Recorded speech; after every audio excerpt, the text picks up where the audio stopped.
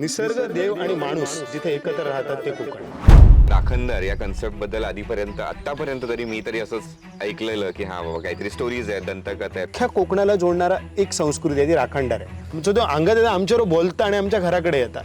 हे ज्याच्याकडे होतं ती संस्कृती मला लाईव्हली वाटते, जिवंत वाटते. कोकण फक्त टुरिझमसाठी आहे, येऊन फक्त हॉलिडे वेकेशन करा आणि मग परत जा, पण ते ठेवण्याचं काम कोणाचं आहे? स्वर्गीय कोकणात स्वागत. अरे स्वर्गीय कोकण आम्ही सांगून लोकांनी जमनी घेत सुटले. बऱ्याच साऱ्या सिरियल्स बघतो कोकणावरती असतात, काही लोक प्रमोट करतात की हा भुताटकी आहे कोकणामध्ये. कोकणात जर भूत आहे असं जर म्हणणं असेल तर कोकणात एकही इंच जमीन परप्रांतीयांनी घ्यायची नाही, कारण खरंच इथे भूत आहे. That's how we roll, chasing big dreams. Yeah, we're in control in a swank way. That's how we roll, chasing big way. That's how we roll, chasing big dreams. Yeah, we're in control in a swank way. That's how we roll, chasing big way. That's how. नमस्कार प्रसाद, माझा podcast आहे in अ स्वँक वे. आता मराठीमध्ये काही episodes बनवतो आहे, ज्याच्यामध्ये सगळ्यात पहिली गोष्ट तर thank you so much for giving me your time. कारण तुळस हे माझं गाव आहे, लहानपणापासून मी इथे येतो आहे आणि इथे एवढ्या जवळ हार्डली आय थिंक 2 किलोमीटरवरती असं काही तुम्ही राखणदार स्पेसिफिकली किंवा जीवनशाळा म्हणून जे तुम्ही करताय ते आहे, ते बघून मला खूप चांगलं वाटतं आहे. सो फर्स्ट ऑफ ऑल, राखणदार हा कन्सेप्ट नक्की काय आहे आपल्यासाठी? कोकणामध्ये हजारो वर्षांची परंपरा आहे की इथली माणसं देव जो आहे तो झाडातच बघत आलेली आहेत आणि त्यांच्या ह्या सगळ्या समज जी आहे, त्यांची जी श्रद्धा आहे, ह्या श्रद्धेला त्यांनी देवत्वाचं रूप दिलं की माझा जो देव आहे हा इथल्याच जलजंगल जमिनीमध्ये आहे आणि तो झाडापेडामध्ये राहतो. तो ह्या माती म्हणजे ही सातेरी आहे आणि कारण ह्या मातीमध्ये हे कोकण उभं राहिलेलं आहे हे त्याच्या लक्षात आलं. म्हणजे हे जे सगळं आहे की ही एक निसर्ग समजून घेण्याची जी प्रोसेस जी आत्ता आम्ही करतोय ती आमच्या पूर्वजांनी हजारो वर्ष आधीच केलेली होती, कारण ते रूटेड होते. त्यांनी इथे शेती विकसित केली, इथलं जगणं विकसित केलं आणि हे सगळं करत असताना त्यांच्या लक्षात आलं की याचा कोणतरी प्रोटेक्टर असायला पाहिजे आणि हा प्रोटेक्टर इथल्या गावागावांमध्ये पूजला जातो. तर प्रत्येक गावामध्ये त्याला, जसं की आज आपल्या गावात जैतीर आहे, गिरोबा आहे, वेतोबा आहे, हे सगळे ह्या राखणदाराचे रूप आहेत. ओके, तर मग राखणदार याला आपण देव मानायचं की कसं पुढे? देवी आमची सातेरी जी सगळ्यांची आमची, कारण आपल्या कोकणामध्ये मातृसत्ताक व्यवस्था अस्तित्वात होती हजारो वर्षांपासून. तर त्याच्यामुळे सातेरी असेल, जिला गोव्यामध्ये भूमिका किंवा लईराई म्हणतात, ती जी 7 रूपं आहेत त्या लईराईची, ती सगळी सातेरीच आहे. आणि ह्या सातेरीचे राखणदार, तर सातेरी ह्या देवीने हे जे काही सगळं उभं केलं आहे त्यात ठिकठिकाणी जागोजागी गावागावात वेशीवर तिचे राखणदार तिच्या ह्या जलजंगल जमिनीचे रक्षण करतात. कारण आपण जेव्हा पृथ्वी म्हणतो, वसुंधरा म्हणतो, तेव्हा ती आई आहे. तर सगळ्यांची देवता ही आई आहे आणि जे काही आपण जे आता डेटीज म्हणतो, जे काही देव म्हणतो, तर ते सगळे हे त्या देवीचे सगळे राखणदार आहेत, म्हणजे त्या इकोसिस्टीमचंच राखणदार आहेत. अच्छा, तर मग तुम्ही जे इनिशिएटिव्ह घेतलं आहे राखणदार याच्यासाठी, त्याच्याबद्दल काय मग? तर आजच्या काळामध्ये आपण राखणदार कसा बघतो आहोत, ह्या सगळ्याला घेऊन हा इनिशिएटिव्ह आहे की आजच्या काळामध्ये ज्यावेळेस कोकणा एका विनाशाच्या उंबरठ्यावर उभा आहे, ज्यावेळेस कोकणाचे, कारण सौंदर्य असल्यामुळे, मी तर म्हणतो कोकण फार सुंदर आहे ना, म्हणून आता भीती निर्माण झालेली. पण विनाशाकडे का चाललंय, म्हणजे कशामुळे विनाशाकडे चाललंय? कारण कोकणाच्या जमिनींवरती, जंगलांवरती, पाण्यावरती आता बाहेरच्या शक्ती आघात करणार आहेत. आता ह्या बाहेरच्या भांडवली शक्ती आहेत त्या वेगवेगळ्या आहेत. म्हणजे आता रिसेंटलीच जर तुम्ही ऐकलं असाल तर कोकणामध्ये अणुऊर्जेचा प्रकल्प आणण्याचं सरकारचं एक धोरण आहे. इथे आपल्या बाजूलाच 8 गावांमध्ये मायनिंग लॉबी सक्रिय होणार आहे आणि ह्या सगळ्या अशा पद्धतीने जिथे जलजंगल जमीन आहे त्या ठिकाणी जमिनीच्या खाली खाणी आहेत. तर आता ही आमची सातेरी आहे, तर तिला आम्हाला वाचवायचं असेल तर ही झाडं वाचवायला पाहिजे, हे पाणी वाचवायला पाहिजे, हे जंगल वाचवायला पाहिजे. कारण आमच्या हजारो पिढ्या आजपर्यंत जगत आल्यात आणि त्या खूप छान आयुष्य जगत होत्या, म्हणजे कुठलीही रोगराई नव्हती. अगदी कोरोना काळात सुद्धा कोकणामध्ये काही डेथ झाल्या नाही विशेष. तर म्हणजे जेव्हा भारतभरातली शहरांमधली लोक ज्यावेळेस त्यांना जगणं हे झालं होतं, कठीण झालं होतं, त्यावेळी इथे लोक सुशेगात जगत होती कोरोनामध्ये सुद्धा. ही वस्तुस्थिती आहे. तर ह्या अशा पद्धतीची जीवन जगणाऱ्या लोकांना भविष्यात त्रास होऊ नये आणि त्याच्यासाठी त्यांनी ह्या बाहेरच्या शक्तींना रोखण्यासाठी आपला राखणदार, आपली शक्ती आता दाखवण्याची गरज आहे. आणि ती शक्ती जी असेल ती तरुणाची शक्ती असेल. अच्छा. तर त्या दृष्टीने आपले प्रयत्न आहेत की गावागावांमधले हे सगळे तरुण एकत्र यावेत आणि त्यांनी भूमिका घ्याव्यात. आणि त्या पद्धतीने आत्ता आपण एक चळवळ उभी करायचा प्रयत्न करतो आहोत. अच्छा.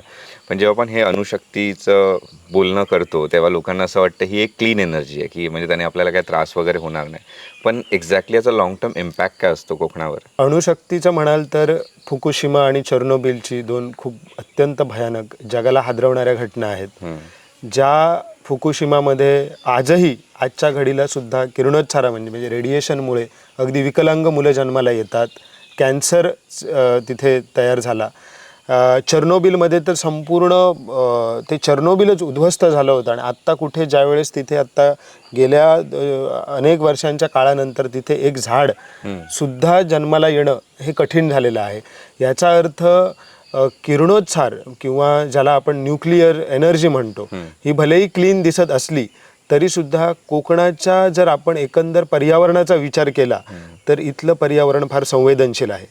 कोकणात जरासुद्धा एन्व्हायरमेंटल डिस्ट्रक्शन हे खूप लाँग टर्म इम्पॅक्ट करणारं आहे. तर त्याच्यामुळे कारण इथल्या सेस्मिक हालचाली म्हणजे भूगर्भीय हालचालींबद्दल आपण काही जाणलेलो नाही आहोत अजून. कोकणामध्ये जे आपण कातळशिल्प बघतोय त्या ठिकाणी एक असं कातळशिल्प आहे जिथे त्या कातळ शिल्पाच्या वरती कोरलेल्या आदिमानाच्या बिंबीवरती ज्यावेळेस तुम्ही एक कंपास घेऊन जाता तेव्हा तो मॅग्नेटिक डिफ्लेक्शन उलटत आहे. याचा अर्थ इथे भूगर्भामध्ये काहीतरी वेगळ्या हालचाली आहेत. ह्या मॅग्नेटिक फील्डच्या आहेत. आणि ह्या सगळ्याचा विचार केला गेला आहे कारण हे जे आत्ताचे जे लोकेशन आहे अणुऊर्जेचं, न्यूक्लिअर एनर्जीचं, ते त्या लोकेशन पासून जवळच आहे, राजापूर आणि देवगडच्या परिसरामध्ये. तर ह्या ज्या सगळ्या जर आपण विचार केला तर भविष्यामध्ये भारताला एनर्जी हवी म्हणून कोकणातल्या लोकांनी आपला भविष्य हे करायचं का, म्हणजे अंधारात ठेवायचं का, हा सगळा मुद्दा आहे.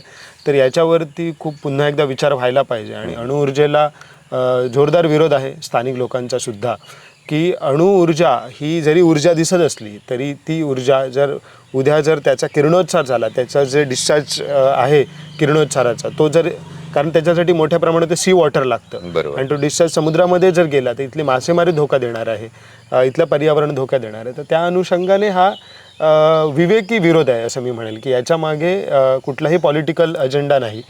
आपला जो विरोध आहे हा पूर्णपणे एन्व्हायरमेंट आणि लाईव्हलीहूड, स्थानिक लोकांचं आरोग्य आणि पर्यावरणाचं आरोग्य चांगलं ठेवण्यासाठी आपण प्रयत्न. तर मग लोकांचं याच्याबद्दल केवढं अवेअरनेस आहे किंवा त्यांना माहिती आहे, जागरूक आहेत कोकणातली? काय असतं, लोकांना भुलवण्याच्या प्रकारात आपण ऐकलंय की कोकणातली माणसं साधी भोळी आणि ह्यांच्या साधेपणाचा फायदा घेऊन आजपर्यंत त्यांना वेगवेगळ्या माध्यमातून अडकवलं गेलंय की त्यांना म्हणजे मागे जी रिफायनरी येणार होती त्याला नाव दिलेलं ग्रीन रिफायनरी. रिफायनरी हा शब्द आम्ही कधी बापदादाने आमच्या ऐकला नव्हता. तर लोकांना काय रिफायनरी म्हणजे काहीतरी शुद्धीकरण, म्हणजे लोकांना वाटतं वा शुद्धीकरण काहीतरी आहे. तर ते मुळात शुद्धीकरण नसून ते क्रूड ऑइल घेऊन येणार आणि त्याचं घाण सगळे इकडे टाकणार. तर ह्या अशा पद्धतीचे फसवे ॲडव्हर्टिजमेंट्स केल्या जातात.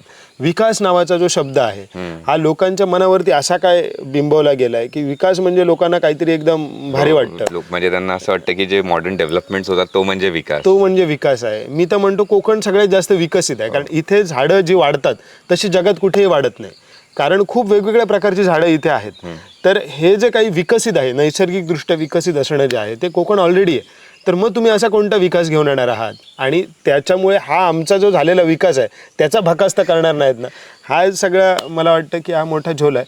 तर अशा पद्धतीने लोकांना भुलवण्याचा प्रयत्न होतो. पण जर काउंटर आपण जर सुरू केलं की आपण त्या प्रत्येक गोष्टीला लोकांना समजावून सांगत गेलो की हा सगळा जो इल्युजन आहे, जो भ्रम आहे, त्याच्यातनं जर लोकांना आपण बाहेर काढू शकलो तर मला असं वाटतं की आपण चांगला थॉट देऊ शकतो. बरोबर. जर आज बघायला गेलं तर आज कवळाच आहे जैतिर उत्सव. मला आठवतं, मला कोकण म्हणजे मला सगळ्यात पहिल्यांदा जैतिर, कारण लहानपणी आपण फक्त जैतिराला 10 दिवस इकडे यायचो. तर त्याचा एक कन्सेप्ट म्हणून याचा राखणदार कसा असेल? जैतिर हा तुळस गावाचा राखणदार, तो इथल्या लोकांचा पूर्वज आपण म्हणतो. त्याच्या ज्या मायथॉलॉजिकल स्टोरीज आहेत त्या माझ्यापेक्षा गावकरी जास्त चांगल्या पद्धतीने आणि ॲक्युरेट सांगू शकतील. पण माझा त्याच्याकडे बघण्याचा जो दृष्टिकोन आहे, म्हणजे मी गिरोबा म्हणा, वेतोबा म्हणा, जैतिर म्हणा, हे जे काही राखणदार आहेत हे सगळे त्या गावाच्या पर्यावरणाचे आणि जगणाऱ्या माणसांचे रक्षक आहेत.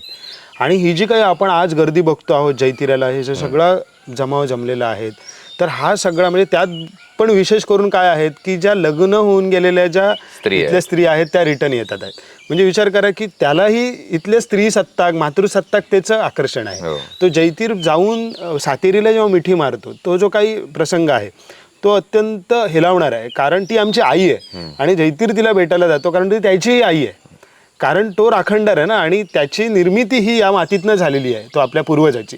तर ह्या सगळ्या ज्या गोष्टी आहेत त्या खरं तर जैतिराचा जो हे जो सोहळा आहे कवळास, म्हणजे जेव्हा भेटी होतात देवांच्या, हा मी म्हणतो की कोकणाच्या एकंदर तळ कोकणाच्या संस्कृतीचा मी म्हणेल गाभा आहे आणि संस्कृतीचा एक मोठा उत्सव आहे. तर तो प्रत्येकाने अनुभवायला हवा, पण तो अनुभवताना डोक्यात हे ठेवायला हवं, उत्सवांचं आत्ता जे काही बाजारीकरण चाललेलं आहे ना आजूबाजूला, त्यातून जैतीर वेगळा आहे. कारण तिथे काहीतरी एक वेगळ्या पद्धतीचं चालतं. मी लोकांना आमचं देव अंगात येतात, आमचं देव अंगात येतात, आमच्यावर बोलता आणि आमच्या घराकडे येतात, हे ज्याच्याकडे होतं ती संस्कृती मला लाईव्हली वाटते, जिवंत वाटते. आणि ती फक्त मूर्तीपुरती मर्यादित नाही आहे, तर ती माणसांच्या जगण्याशी मर्यादित. आणि ते जे काही अंगात येणं जे आहे ते एक वेगळं सत्व आहे, एक वेगळं तत्व आहे, आणि ते इथल्या लोकांनी जपलंय म्हणून ते टिकलं गेलंय. आणि याच्यावरनं आपल्याला हे पण कळतं ना की स्त्री रक्षण हे किती महत्त्वाचं आहे. जे ॲक्च्युली कोकणामध्ये जैतिराच्या स्वरूपात आपल्याला हे कळतं की स्त्रिया किती ओढ घेतात त्या एका गोष्टीमध्ये, काहीतरी आपल्यासाठी एक प्रोटेक्टर आहे, कोणीतरी आहे जो आपलं रक्षण करतो. कोकणाची जी गावराहाटी आहे ही 12-5ची गावराहाटी आम्ही त्याला म्हणतो, आणि ही कुठच्याही कास्ट सिस्टीमला तिथे थारा नाही आहे. तर प्रत्येकाचा एक तिथे स्वतःचं म्हणून वेगळेपण आहे, आणि ते वेगळेपण ह्या 12 बलुतेदारांच्या 12 अंधार आणि 5 माया आम्ही त्याला म्हणतो.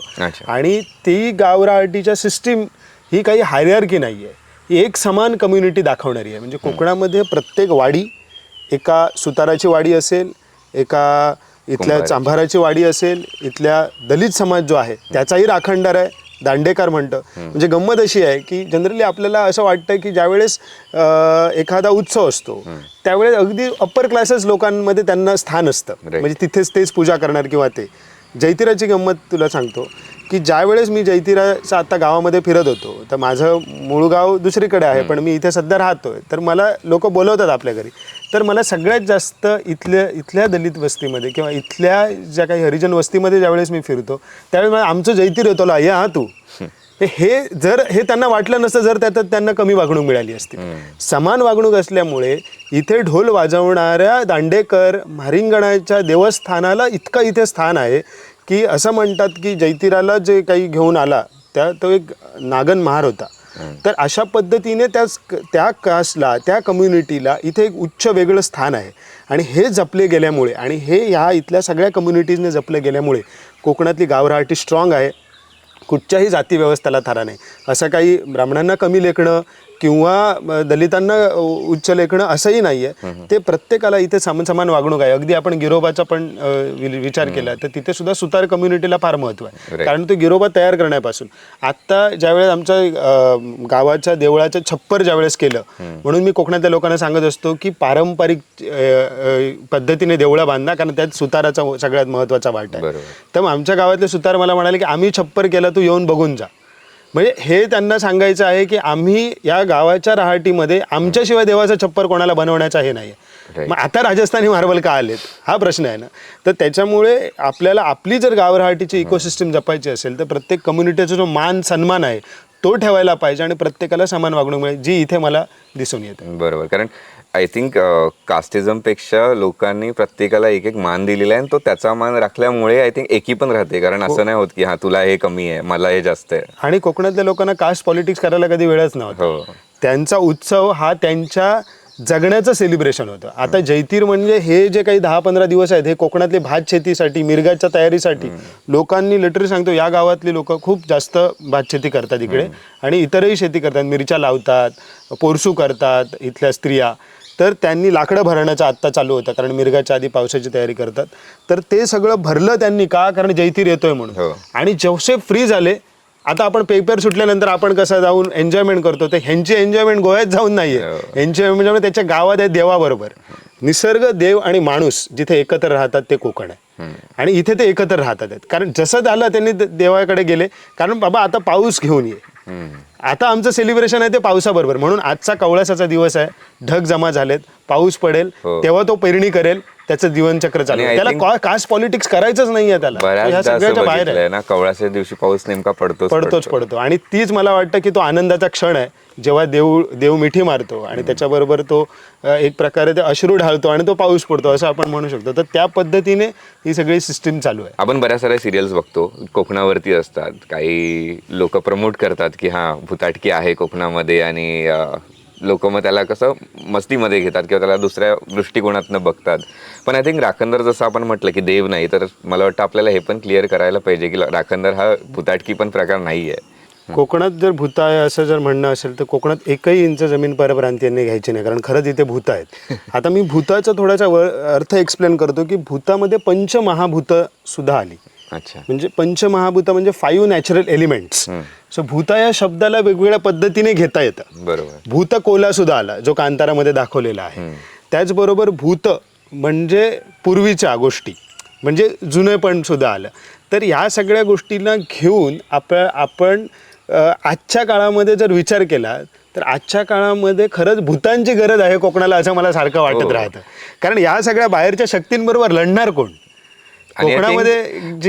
भूत हा जो प्रकार आहे ना, त्याच्यामुळेच लोकांना एक दडपण पण आहे की बोलतात ना, कुठे विनाश केला तर काहीतरी आपल्यावर होईल. कसं आहे, इथे जर जेसीबी घेऊन कोण आला आणि त्या पलीकडच्या डोंगरावरती गेला तर लोक काय म्हणतले, ती राखणदाराची जागा, देवचाऱ्याची जागा, वाडा, ती अजिबात ह्या होता का म्हणे, आणि थैसर जर झाड तोडलं तर तुझं नायनाट झालं. ही जर श्रद्धा असेल तर मी म्हणेल ती आम्ही पाळूयात ना. चांगली गोष्ट आहे ही, चांगली गोष्ट आहे. लोकांचा कुठेतरी निसर्गावरती जर श्रद्धेने जर तो जपला जात नसेल तर ह्या अशा भूताटकीने तरी जपला जात असेल, पण त्याला जर आपण इकॉलॉजिकली एक्सप्लेन करू, म्हणजे ही पसरवू नये कोणी भूताटकी कोकणाबद्दलची. कारण कोकणाला आम्ही एवढं प्रमोट केलं, चांगलं म्हणून प्रमोट केलं. काय झालं? आम्ही कितीच व्हिडिओमधून लोकांना सांगितलं स्वर्ग आहे. माझं तर प्रत्येक व्हिडिओची स्टार्ट होती कोकणात, स्वर्गीय कोकणात स्वागत. अरे स्वर्गीय कोकण आम्ही सांगून लोकांनी जमिनी घेत सुटले. त्यामुळे आता स्वर्गीय कोकण म्हणायचंच बंद केलं, नरकीय कोकण म्हणावं असं मला वाटतं आता. कारण तो नरक करण्याच्या आत्ता परिस्थिती येलेली आहे. ज्या दोडामार्ग तालुक्यामध्ये आमचं बालपण गेलं, ज्या दोडामार्ग तालुका हा कोकणाच्या एकंदर कोकणामधला सगळ्यात टॉप स्वर्ग मी म्हणेन, तिथे आज इंटरनॅशनल एअरपोर्ट आलंय बाजूला, आणि प्लॉटिंग करून जी भूतं आता कोकणामध्ये शिरलेली आहेत त्या भूतांचं काय करणार आपण? माणसं ऍक्च्युअली भूतांपेक्षा जास्त डरावणी डेंजरस आहेत. त्यामुळे कोकणातल्या भूतांचा दणका आता ह्यांना द्यायला लागणार आहे. आणि तो कशा पद्धतीने देता येईल? कारण लोक फक्त, मला वाटत नाही की शब्दांनी लोक ऐकतील. आता लोकांना थोडी भीती घालायला लागणार आहे. कारण शब्दांनी आम्ही सांगून खूप थकलो ना. शब्दांनी आम्ही वेगवेगळ्या गोष्टी सांगत असतो. सोशल मीडियावर पण बरीच लोक काय बोलायचं, पण ऑन ग्राउंड जर ह्यांका भूता दिसाक नाही तर कोकण काय वाचायचं नाही असं मला वाटतं. तर त्याच्यामुळे ही, आणि बघाल तुम्ही तर कोकणातलीच लोक घाबरत असतात भूतांना. कोकणातलाच माणूस बाहेर जायला घाबरतो, कारण काय, त्याला हा सगळा पर्स्पेक्टिव्ह माहिती आहे. त्याला माहिती आहे 7च्या नंतर घरात जाता का म्हणे, का? कारण इथे ब्लॅक पॅन्थर आहे हे त्याच्या पूर्वजाला माहीत होतं. इथे नाग फिरतो, इथे पट्टेरी वाघ आहे. त्याच्यामुळे म्हणजे असं मी आता वाईट म्हणत नाही, पण कोकणात समुद्रात बुडालेली लोक सगळे बाहेरची असतात. समुद्रात आत्ता शिरोड्याच्या बीचवर जाल तर इथे मोठा एक बोर्ड लागलेला आहे, त्याच्यावरती बुडालेल्या पर्यटकांची यादी दिलेली. एकही सिंधुदुर्गातला माणूस त्याच्यात नाही आहे किंवा गोव्यातला माणूस नाही. का नाही आहे? कारण मुळात त्याची भीती आहे. बरोबर. त्या समुद्र कायम एवढा मोठा अथांग समुद्र आहे, त्याच्यामध्ये मी पोहायला नाही जाऊ शकत. पोहायला मी नदीमध्ये जातो. ह्या ज्या गोष्टी आहेत ना, ह्या ज्या लोकांना ह्याची माहिती आहे त्या लोकांना भीती असते, आणि ती भीती घालायला लागते. कारण माणसांना सगळं एक्सप्लेन करता येत नाही, वैज्ञानिक दृष्ट्या सगळं एक्सप्लेन करता येत नाही. पण आजच्या काळात विज्ञानाला जर आपण श्रद्धेची जोड दिली तर मला असं वाटतं की आपण ह्या श्रद्धाही टिकवू शकतो, आणि अंधश्रद्धांपासून कोकणाला दूर ठेवून आपण कोकण वाचवू शकतो. बरोबर. मग जर राखणदार हे आपण आपल्याला प्रमोट करायचं आहे लोकांमध्ये, तरुणांमध्ये स्पेसिफिकली, तर मग काय वाटतं? म्हणजे आता बोलतात ना की मला एक व्हॉलंटिअर व्हायचं आहे किंवा याच्यामध्ये सहभाग घ्यायचा आहे, तर मला काय गोष्टी करायला पाहिजे? की असं नाही की हां बाबा मी थोडासा वेळ आहे माझ्याकडे, चला आपण काहीतरी करूया साईड, काय होतं सोशल वर्क टाईप्स. बरीच वर्ष झाली आम्ही सोशल मीडियावरती कॅम्पेनिंग करतोय. एक आयडेंटिटी क्रिएट झाली राखणदाराची म्हणा किंवा रानमाणूसबद्दलची. पण आता एक गोष्ट वाटते आहे, जाणवते आहे की ह्या फक्त मुवमेंट ह्या सोशल मीडियापुरती मर्यादित राहून उपयोग नाही. कारण तिथे फक्त लोकांपर्यंत पोहोचता येतं, लोकांना तिथून उचलून आणता येत नाही. बरोबर. तुमचे व्हिडिओज बघणं हा एक, आत्ता जसा आपण व्हिडिओ करतोय, हा एक अवेअरनेसचा काम झालं, जे करतात आहेत बरेच लोक. पण आपल्याला आत्ता ऑन ग्राउंड मुवमेंट उभ्या करायला लागते. त्याच्यासाठी मी गेल्या काही महिन्यांमध्ये आम्ही गावागावात जाऊन असे राखणदारचे कार्यक्रम घेतो आणि तिथल्या लोकांना त्यांच्याशी डायरेक्ट डायलॉग करतो आहोत. त्यांचे प्रश्न जे आहेत आजच्या काळातले हे फक्त पर्यावरणीय नाही आहेत. आज आपल्या कोकणामध्ये माकडांचा, शेकरूचा, गवारड्यांचा त्रास आहे. ह्याचा पर्यावरणाशी काय संबंध आहे? याचा केरळ लॉबीशी, मायनिंगवाल्यांशी, येणाऱ्या प्रकल्पांशी ह्याचा काय संबंध आहे हे समजावून सांगणं, हे असे कार्यक्रम करतो. आणि यातून जोडला जाणारा जो तरुण आहे त्याच्यासाठी आम्ही आत्ता पुढच्या काही महिन्यांमध्ये एक मुवमेंट चालू करणार आहोत. एक राखणदार यात्रा प्लॅन करतो आहोत, ज्याच्यात आपण कोकणातल्या गावांमधून चालत जाणार आहोत आणि तिथल्या तरुणांची सभासद नोंदणी करून घेणार आहोत राखणदार मुवमेंटसाठी. म्हणजे मला असं वाटतं की आज माझ्या दोडामार्गचा प्रश्न हा फक्त माझ्यापुरती मर्यादित नाही आहे. वेंगुर्ल्याचाही राखणदार तिथे यायला पाहिजे. बरोबर. आमची 12 गावची जी काय राहटी आहे ही इथपुरती मर्यादित नाही आहे. त्याची इंटरेस्टिंग सांगतो, झोळंबे गाव आहे सह्याद्रीच्या खोऱ्यामध्ये. त्याच्यात तिथली जी देवता आहे ते देव सगळे जेव्हा पुन्हा वसते त्यावेळेस एक विशिष्ट महिन्याच्या काळामध्ये त्या झोळंबे गावातले सगळे देव वेंगुर्ल्याच्या समुद्रकिनारी येतात, आरवलीच्या समुद्रकिनारी, सागर तीर्थावती, आणि तिथे स्नान करतात. अच्छा.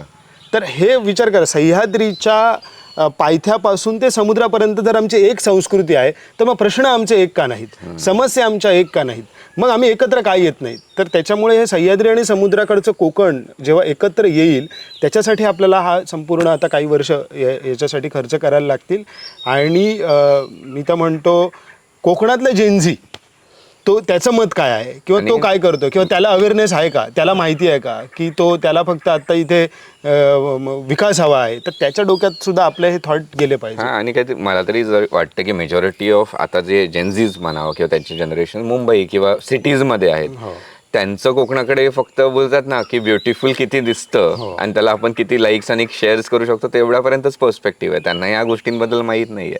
तर मग माझा प्रश्न तोच आहे की मग जर करायचं झालं, तर सभासद नोंदणी केली, हे सगळं झालं, त्याच्यानंतरचं काय, त्यांना काय करायचं याच्यामधनं? आपल्याला राखणदाराबद्दल लोकांमध्ये अशी जागृती निर्माण करायला लागेल की फॉर एक्झाम्पल आत्ता एक कोल्झर नावाचं गाव आहे.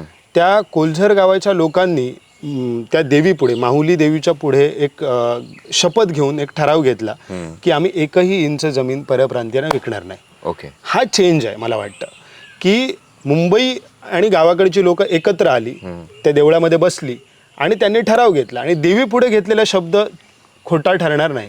तर हे मला वाटतं ते राखणदार आहेत आजच्या काळातले, ते देवीचे राखणदार, म्हणजे त्या सातेरीचे राखणदार, माऊलीचे राखणदार.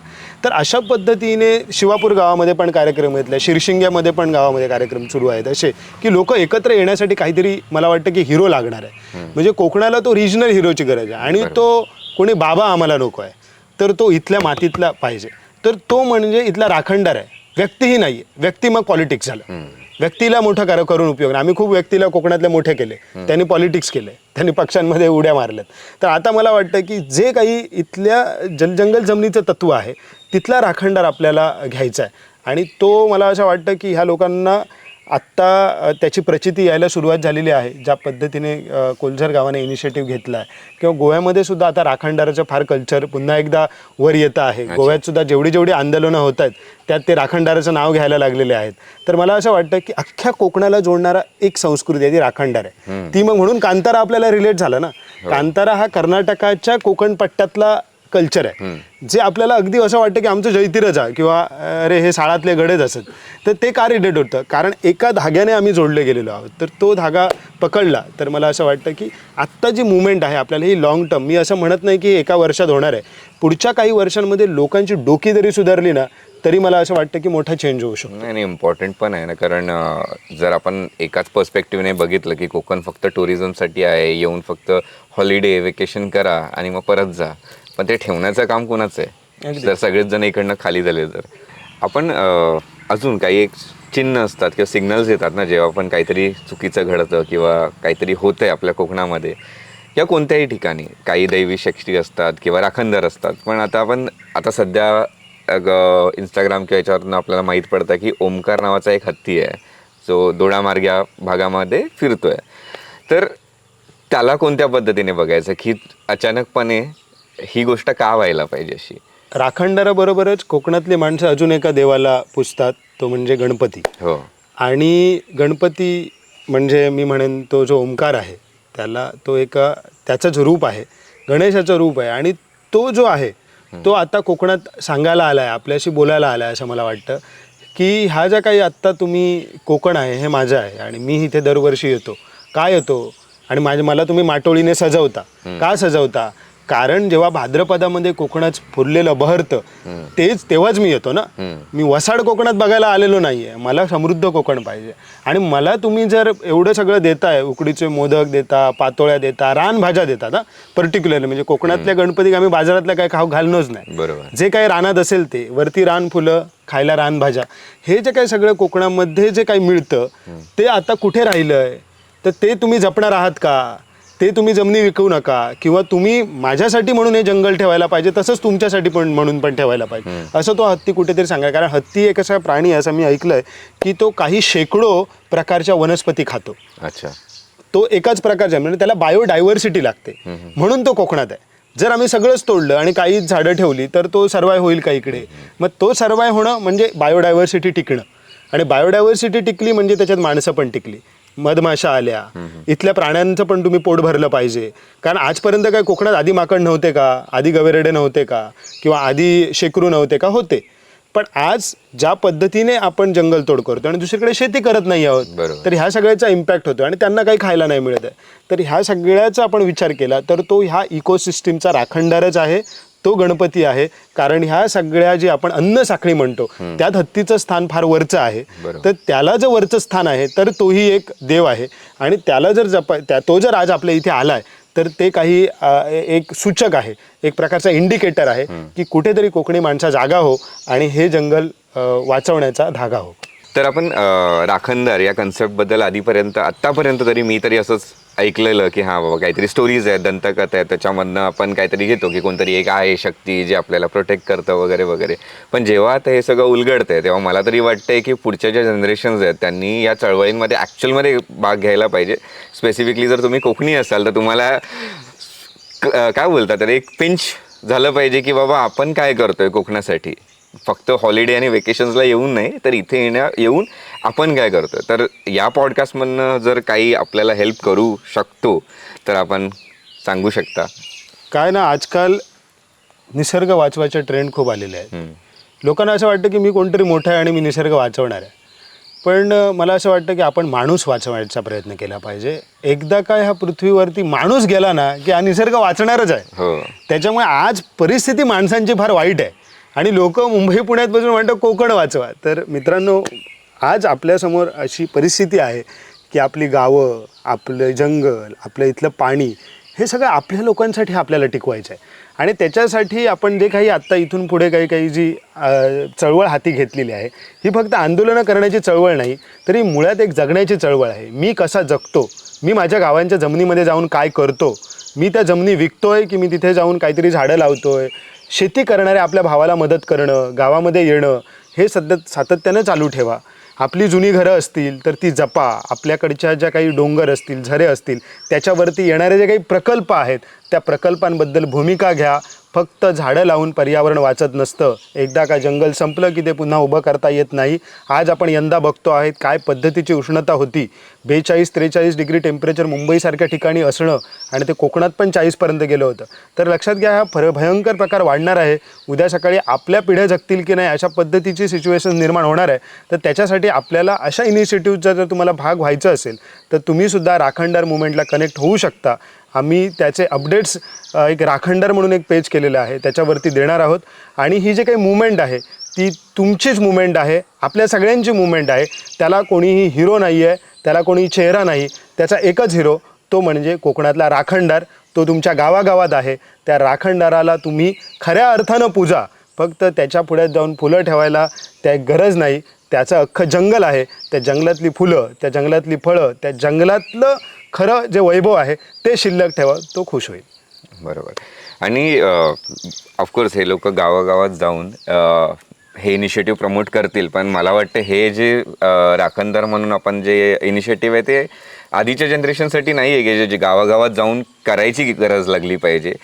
सगळेजण आजकाल कोकणातल्या प्रत्येक घरामध्ये इंटरनेट येतं. त्यामुळे असं काही नाही आहे, everyone is there on social media. जर तुम्ही बघताय तर तुम्हाला हे समजलं पाहिजे की ही करण्यापेक्षा हे गरज हे काय बोलतात एका गावागावात जाऊन हे करण्यापेक्षा तुम्ही डिजिटली याला किती प्रमोट करू शकता.